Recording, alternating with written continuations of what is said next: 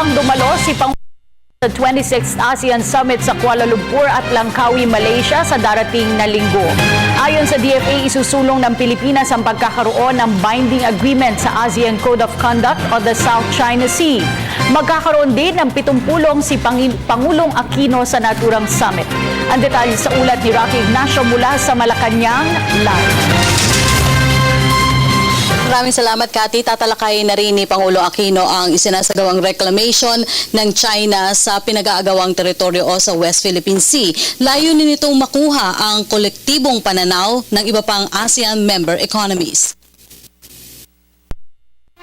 Mas bibigyan diin ni Pangulo Aquino sa ASEAN ang usapin ng West Philippine Sea sa harap ng patuloy na reclamation activities ng China sa lugar. Nakatakdang tumulak ang Pangulo sa darating na linggo para dumalo sa 26th ASEAN Summit sa Kuala Lumpur at Langkawi, Malaysia. Magiging pangunahing agenda ng Pangulo sa pulong ang usapin ng territorial dispute at terorismo. This time, the issues that the President will raise will be more than what he raised during the last summit.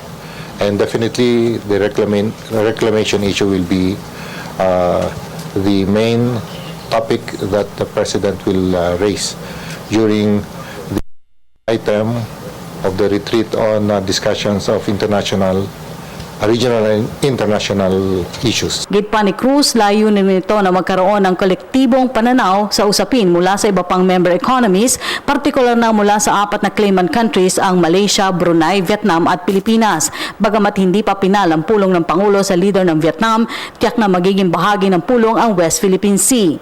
This is a meeting of his fellow ASEAN leaders. Of course, we would always aim for a collective statement, this time on the issue of the reclamation of some features in the South China Sea. But then this is not a negotiation among the leaders. They will be there to express their views, not only on the South China Sea, but what they think are the security issues in the region and internationally. Kasunod nito, asahan pa rin ang patuloy na pagsusulong ng Pilipinas sa pagkakaroon ng binding agreement sa ASEAN Code of Conduct on the South China Sea. Nauna nang kinilala ng Pangulo ang pagkilala ng G7 kasama ng Amerika na dapat maresolba ang usapin sa mapayapang paraan sa problema na ito ng mundo. 40% ng daloy ng kalakalan ay dumaraan sa West Philippine Sea. But there are various ways of doing this, which I am not at liberty to discuss at this point in time. But let me say that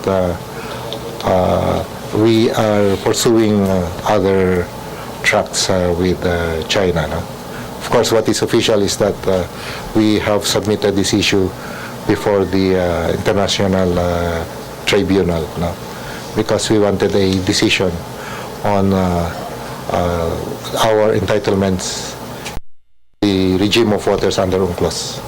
May tema na Our People, Our Community, Our Vision. Isa sa highlights ng summit ang paglulunsad ng ASEAN Integration 2015. 7 engagement ang gagawin ng Pangulo sa Malaysia, 3 sa ASEAN at pulong sa 4 na kinatawan mula sa pribadong sektor. Nakasentro pa rin ang summit sa epekto ng financial crisis, economic slowdown sa rehiyon, climate change at disaster management at iba pang regional at international issues.